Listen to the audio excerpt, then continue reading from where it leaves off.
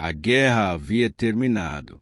Depois de anos de batalhas, a dinastia Han finalmente governava toda a China. Os campos voltavam a produzir. As cidades eram reconstruídas. As estradas, antes ocupadas por exércitos, enchiam-se novamente de comerciantes e viajantes. Durante algum tempo, parecia que o império finalmente encontraria paz. Mas os desafios apenas haviam mudado. Já não existiam grandes rivais dentro da China. Agora, as ameaças vinham de além das fronteiras. Ao norte, estendiam-se as grandes estepes da Ásia, um oceano de planícies sem fim. Ali não existiam muralhas, nem cidades fortificadas. Viviam povos acostumados a cavalgar desde a infância. Homens que atravessavam enormes distâncias em poucos dias, que dominavam o arco enquanto galopavam, que apareciam sem aviso e desapareciam antes se qualquer exército pudesse alcançá-los. Os chineses os conheciam como Xiongnu. Durante décadas, esses guerreiros haviam aterrorizado as fronteiras do império. Invadiam aldeias, capturavam rebanhos, atacavam caravanas e desapareciam novamente nas imensas estepes. Diversos imperadores tentaram resolver esse problema. Alguns escolheram a guerra, outros preferiram a diplomacia. Houve até aqueles que enviaram princesas chinesas para casar com líderes Xiongnu, esperando garantir anos de paz. Mas nenhuma dessas soluções trouxe segurança definitiva. Enquanto isso, na capital Tian, um jovem observava atentamente tudo o que acontecia. Seu nome era Liu Che. A história o conheceria como Imperador Wujian. Quando assumiu o trono, ainda era muito jovem. Poucos imaginavam que governaria por mais de 50 anos. Menos ainda acreditavam que transformaria completamente o destino da China. Segundo os registros históricos, Wu Jian não desejava apenas manter o império herdado de seus antecessores. Seu objetivo era muito maior. Queria expandir as fronteiras, fortalecer o governo, desenvolver a economia, levar a influência chinesa muito além das montanhas e desertos conhecidos.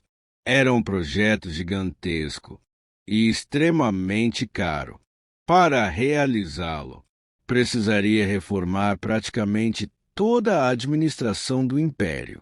Também teria de enfrentar interesses poderosos dentro da própria corte. Mas, acima de tudo, precisaria resolver o maior problema de seu tempo, o Xiongnu, porque, enquanto aquele povo dominasse as estepes do norte, nenhum imperador poderia sentir-se realmente seguro. Sem saber, Wu Jian estava prestes a iniciar um dos reinados mais importantes de toda a história chinesa. Um governo que mudaria não apenas a China, mas também a história da Ásia.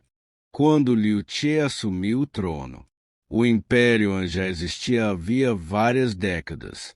Era estável, rico, organizado, mas existia um problema que nenhum imperador conseguirá resolver: o Xiongnu. Durante anos, a estratégia da corte havia sido simples: evitar uma guerra de grandes proporções. Sempre que possível, enviavam presentes, tecidos de seda, grãos, objetos de luxo e, em algumas ocasiões, até princesas da família imperial eram oferecidas em casamento aos chefes das tribos. Essa política ficou conhecida pelos historiadores como Ecne. A ideia parecia lógica. Se os líderes Xiongnu recebessem riqueza suficiente, talvez deixassem de atacar as fronteiras. Durante algum tempo, o acordo parecia funcionar, mas havia um problema. Segundo os registros históricos, as invasões nunca realmente cessaram. Mesmo recebendo presentes, grupos Xiongnu continuavam cruzando a fronteira.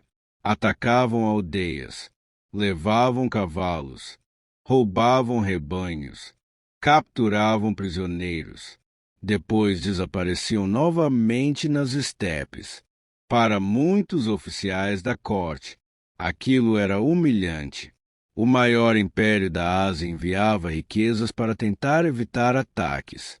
E ainda assim continuava sendo atacado. O jovem imperador observava tudo em silêncio. Quanto mais estudava a situação, mais chegava à mesma conclusão. O problema não era a quantidade de presentes. O problema era acreditar que os presentes resolveriam alguma coisa. Segundo diversos cronistas da dinastia Han, Wu Jian passou a defender uma mudança completa de estratégia. A paz comprada com tributos. Não era paz. Era apenas um intervalo entre uma invasão e outra. Se a China desejava segurança verdadeira, precisaria demonstrar força. Mas enfrentar o Xiongnu estava longe de ser simples. Os generais chineses estavam acostumados a guerras entre cidades, cerco de muralhas, fortalezas, linhas de abastecimento bem definidas. Os Xiongnu lutavam de outra maneira. Viviam sobre cavalos, mudavam constantemente de posição. Não dependiam de cidades. Quando percebiam a aproximação de um grande exército, simplesmente desapareciam e reapareciam centenas de quilômetros depois. Era uma guerra completamente diferente. Wu Jian compreendeu que vencer aquele inimigo exigiria muito mais do que coragem. Seria necessário transformar todo o exército chinês, investir em cavalaria, treinar arqueiros montados, construir novos depósitos militares, abrir estradas para regiões onde quase ninguém se aventurava. Tudo isso custava fortunas. Muitos ministros tentaram convencê-lo a desistir. Diziam que o império corria o risco de se arruinar, que uma guerra longa consumiria recursos demais. Mas o imperador permaneceu firme. Segundo os registros históricos, sua resposta era simples. Se a China continuasse apenas reagindo, os Xiongnu escolheriam quando atacar. Era hora de inverter essa lógica. Pela primeira vez, seria a dinastia Han quem decidiria quando e onde a guerra começaria. A ordem foi dada. Os arsenais começaram a trabalhar. Novos cavalos foram comprados. Ferreiros produziam milhares de armas. Enquanto isso, os chefes Xiongnu ainda acreditavam estar diante do mesmo império cauteloso de sempre. Eles não imaginavam que, muito em breve, a maior ofensiva da história da dinastia Han atravessaria as estepes em direção ao norte. Wu Jian estava disposto a enfrentar os Xiongnu, mas havia um problema. O império conhecia muito pouco sobre o mundo além de suas fronteiras. As estepes do norte eram um mistério. Os grandes desertos do oeste pareciam não ter fim. Poucos viajantes retornavam, e aqueles que conseguiam voltar trazavam apenas relatos fragmentados. Segundo os registros da dinastia Han, o imperador compreendeu que antes de vencer aquela guerra, precisava entender quem vivia além das montanhas. Precisava descobrir se existiam outros povos dispostos a enfrentar os Xiongnu. Foi então que escolheu um jovem oficial da corte. Seu nome era Zhang Qian. Sua missão parecia simples no papel: viajar para o extremo oeste, encontrar um antigo povo conhecido como Yuezhi e convencê-los a formar uma aliança militar contra os Xiongnu. Na prática, era uma tarefa quase impossível. Para chegar até eles, seria necessário atravessar territórios completamente desconhecidos, desertos, cordilheiras, e, principalmente, as terras dominadas pelos próprios Xiongnu. Mesmo assim, Zhang Qian aceitou a missão. Segundo os cronistas chineses, partiu acompanhado por pouco mais de uma centena de homens. Levavam cavalos, suprimentos, presentes diplomáticos e uma esperança. Talvez aquela viagem pudesse mudar o equilíbrio de forças na Ásia. Mas o destino tinha outros planos. Pouco tempo depois de iniciar a jornada, a expedição foi interceptada. Os Xiongnu descobriram quem eram aqueles viajantes. Segundo os registros históricos, Zhang Qian foi capturado. Em vez de executá-lo, os chefes nômades tomaram outra decisão. Mantiveram-no prisioneiro. Os anos passaram. 2, 5, 10 anos. Durante todo esse tempo, Zhang Qian permaneceu entre os Xiongnu. Casou-se, constituiu família, mas jamais abandonou a ideia de cumprir sua missão. Segundo a tradição chinesa, depois de aproximadamente 10 anos, encontrou finalmente uma oportunidade. Escapou durante a noite, levando consigo apenas alguns companheiros. A jornada recomeçava, mas agora, depois de sobreviver tanto tempo em cativeiro, ele conhecia muito melhor o mundo além das fronteiras da China. Continuou avançando rumo ao oeste. Atravessou desertos imensos, montanhas cobertas de neve, vales onde jamais o emissário da dinastia Han havia estado, até que, finalmente, encontrou os Yuezhi. O objetivo parecia alcançado, mas a resposta não seria aquela que Wu Jian esperava. Depois de atravessar desertos, escapar do cativeiro e viajar durante anos, Zhang Qian finalmente alcançou os Yuezhi. Era para aquele momento que toda a expedição havia sido preparada. Segundo as ordens do imperador, sua missão era simples: convencer aquele povo a unir forças com a dinastia Han. Juntos, poderiam atacar o Xiongnu por 2 lados. Era um plano brilhante, pelo menos em teoria, mas a realidade era completamente diferente. Os Yuezhi já não eram o mesmo povo derrotado décadas antes pelo Xiongnu. Depois de migrarem para o oeste, encontraram terras férteis, construíram novas cidades, desenvolveram comércio, enriqueceram. Já não tinham qualquer interesse em iniciar outra guerra. Segundo os registros chineses, receberam Zhang Qian com respeito. Ouviram sua proposta, mas recusaram a aliança. Não desejavam vingança.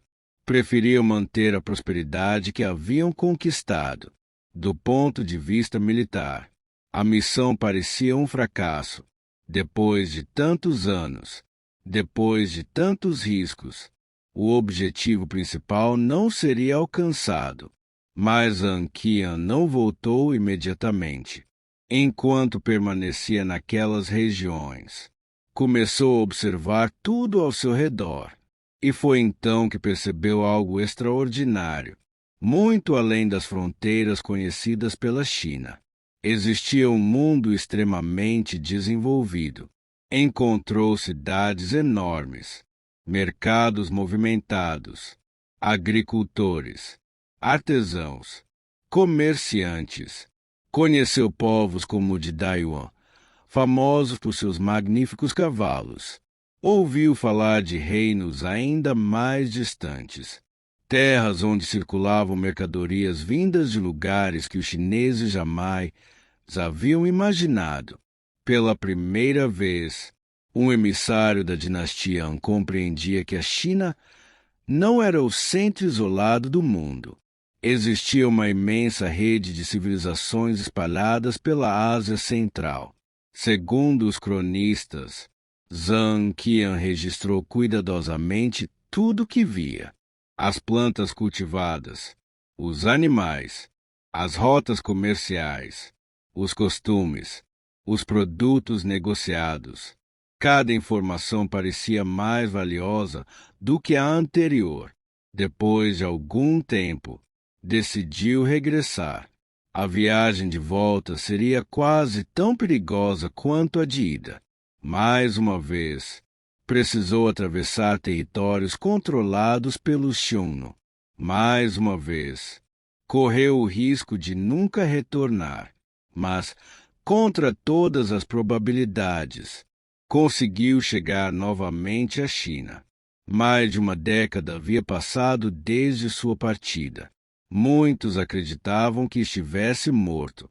Quando finalmente entrou na capital, levava consigo algo muito mais importante do que uma aliança militar.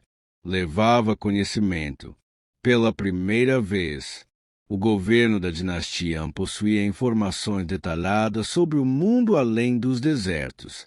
E, quando o Jian ouviu aqueles relatos, percebeu imediatamente que aquela descoberta mudava completamente seus planos. Talvez a maior riqueza daquelas terras não fosse um exército aliado, mas as rotas que ligavam todos aqueles povos. Rotas que, um dia, transportariam seda chinesa para o outro lado do continente e fariam produtos desconhecidos chegarem até Tian. Naquele momento, sem que ninguém percebesse, começava a nascer uma das ligações comerciais mais importantes da história da humanidade. Quando Zhang Qian terminou seu relato, o salão imperial permaneceu em silêncio. Os ministros esperavam ouvir notícias sobre uma aliança militar, mas receberam algo muito maior. Pela primeira vez, a corte chinesa possuía uma descrição detalhada das terras além dos desertos, reinos ricos, mercados movimentados, povos que produziam cavalos extraordinários, regiões onde circulavam mercadorias vindas de lugares cada vez mais distantes. Wu Jian compreendeu imediatamente o significado daquela descoberta. Durante séculos, a China viverá relativamente isolada pelas montanhas, desertos e estepes que cercavam seu território. Agora, sabia que existia um vasto mundo além dessas barreiras. E esse mundo queria negociar. O imperador percebeu que a força militar poderia abrir um caminho, mas seria o comércio que manteria esse caminho vivo. Segundo os registros históricos, expedições passaram a ser enviadas com muito mais frequência para o oeste. Não apenas soldados, também diplomatas, mercadores, intérpretes, cartógrafos. Pouco a pouco, as antigas trilhas utilizadas por pequenos grupos transformaram-se em rotas mais organizadas. Caravanas começaram a cruzar desertos carregando produtos que antes jamais haviam saído da China. Entre eles, um tecido despertava enorme interesse: a seda, leve, resistente, brilhante. Durante muito tempo, seu processo de fabricação era um segredo cuidadosamente protegido pelo governo chinês. Para muitos povos do Oeste, a seda parecia um material quase mágico. Logo, mercadores passaram a percorrer milhares de quilômetros apenas para obtê-la. Mas a troca não acontecia em apenas uma direção. Enquanto a seda seguia para o Oeste, outros produtos chegavam à China. Novas frutas, novas técnicas agrícolas, animais desconhecidos, objetos produzidos em terras muito distantes. Entre todas essas novidades, nenhuma impressionou mais o Jian do que os cavalos vindos do reino de Dayuan. Segundo os cronistas, eram animais maiores, mais resistentes, capazes de percorrer enormes distâncias. O imperador acreditava que aqueles cavalos poderiam transformar completamente o exército chinês. E isso fazia todo sentido. Se desejava derrotar definitivamente o Xiongnu, precisava de uma cavalaria capaz de enfrentá-los nas estepes. Por isso, as rotas comerciais não eram apenas uma questão econômica, também eram estratégicas. Cada nova cidade aliada, cada posto avançado construído, cada oásis protegido, fortalecia a presença da dinastia no coração da Ásia. Aos poucos, aquilo que mais tarde seria conhecido como Rota da Seda começava a ganhar forma. Naquela época, ninguém lhe dava esse nome, nem imaginava que continuaria sendo utilizada durante muitos séculos. Mas já era possível perceber algo extraordinário. Pela primeira vez, civilizações separadas por milhares de quilômetros começavam a estabelecer contatos permanentes. Ideias viajavam junto com mercadorias. Religiões cruzavam desertos. Tecnologias mudavam de continente. E a China tornava-se uma das grandes protagonistas dessa transformação. Tudo isso porque um imperador decidiu olhar além do horizonte e porque um homem chamado Zhang Qian recusou-se a abandonar sua missão. Durante décadas, os Xiongnu haviam decidido quando atacar. Escolhiam o momento, escolhiam o lugar e desapareciam antes que qualquer exército chinês pudesse alcançá-los. Wu Jian decidiu mudar essa realidade. Segundo os registros históricos, sua ordem foi clara. A dinastia Han deixaria de esperar as invasões. Agora, seria ela quem atravessaria a fronteira. Para isso, o imperador promoveu uma transformação sem precedentes. Novos estábulos foram construídos. Milhares de cavalos passaram a ser criados exclusivamente para o exército. Ferreiros trabalhavam sem descanso. Arcos compostos, lanças, espadas, armaduras. Tudo era produzido em escala jamais vista até então. Também foram criados enormes depósitos de alimentos ao longo das rotas do norte. Wu Jian compreendia que um exército não vence apenas pela coragem. Ele vence porque consegue continuar marchando quando o inimigo já não consegue. Essa preocupação com a logística se tornaria uma das marcas de seu governo. Foi nesse período que dois comandantes começaram a ganhar destaque: Wei Qi e seu jovem sobrinho, Wu Kuben. Os dois se transformariam nos maiores generais do reinado. Enquanto Wei Qi era conhecido pela disciplina e pelo planejamento, Wu Kuben impressionava pela velocidade. Era ousado. Atacava profundamente o território inimigo. Percorria distâncias que muitos consideravam impossíveis. Os Xiongnu jamais haviam enfrentado um inimigo assim. Segundo os cronistas, as campanhas da dinastia Han passaram a avançar centenas de quilômetros pelas estepes. Os antigos caçadores tornavam-se caçados. Acampamentos inteiros eram destruídos. Tribos que antes dominavam a região começaram a recuar.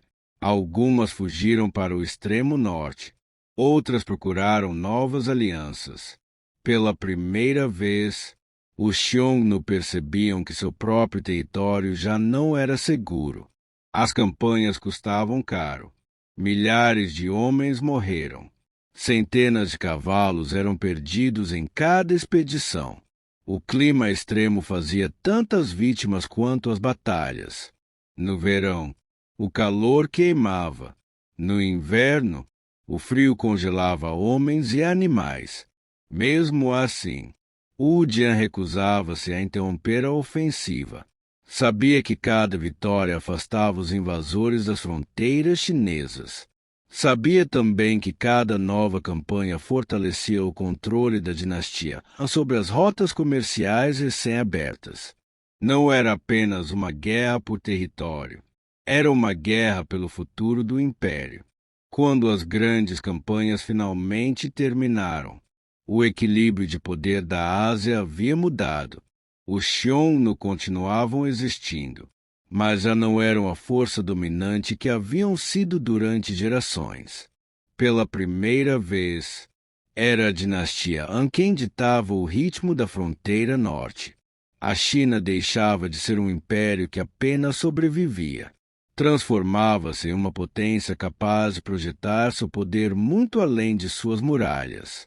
Mas toda essa expansão teve um preço. E esse preço começaria a aparecer nos últimos anos da vida de Wu Jian. Durante mais de meio século, Wu Jian governou um império em constante transformação. Quando assumiu o trono, a dinastia Han ainda consolidava sua autoridade. Quando envelheceu, a China havia se tornado a maior potência do leste da Ásia. As fronteiras avançaram milhares de quilômetros. Os Xiongnu deixaram de representar uma ameaça constante. As caravanas cruzavam desertos levando seda, ferro, sal e outros produtos para povos cada vez mais distantes. O prestígio da dinastia Han nunca fora tão grande. Mas nenhuma conquista acontece sem custos. Segundo os registros históricos, as campanhas militares consumiram quantidades imensas de recursos. Manter centenas de milhares de soldados exigia alimento, armas, cavalos, estradas, fortificações. Cada nova expedição aumentava ainda mais as despesas do governo. Para sustentar esse enorme esforço, o Estado ampliou a cobrança de impostos. Também passou a controlar diretamente atividades extremamente lucrativas, entre elas a produção de sal, a fabricação de ferro e a cunhagem de moedas. Esses monopólios fortaleceram o tesouro imperial, mas também aumentaram a presença do governo na vida cotidiana da população. Enquanto isso, as longas guerras haviam reduzido a quantidade de trabalhadores em diversas regiões. Muitas famílias perderam filhos e pais nos campos de batalha. Algumas áreas agrícolas demoraram anos para recuperar sua produção. Wu Jian sabia que o império pagava um preço elevado por sua expansão. Ainda assim, continuava convencido de que aquelas campanhas haviam garantido a segurança da China pelas gerações seguintes. Nos últimos anos de sua vida, outro episódio marcaria profundamente seu reinado. Segundo as antigas crônicas, acusações de feitiçaria começaram a circular dentro do palácio. Em uma época em que presságios, astrologia e crenças sobrenaturais influenciavam decisões políticas. Essas denúncias rapidamente ganharam força. Investigações foram abertas. Funcionários importantes foram presos. Famílias inteiras acabaram envolvidas. O clima de desconfiança tomou conta da corte. A situação atingiu seu ponto mais dramático quando o próprio príncipe herdeiro foi acusado de participar de uma conspiração. O conflito terminou em tragédia. O herdeiro morreu. Diversos oficiais foram executados. Anos depois, o próprio imperador concluiu que muitos daqueles julgamentos haviam sido injustos.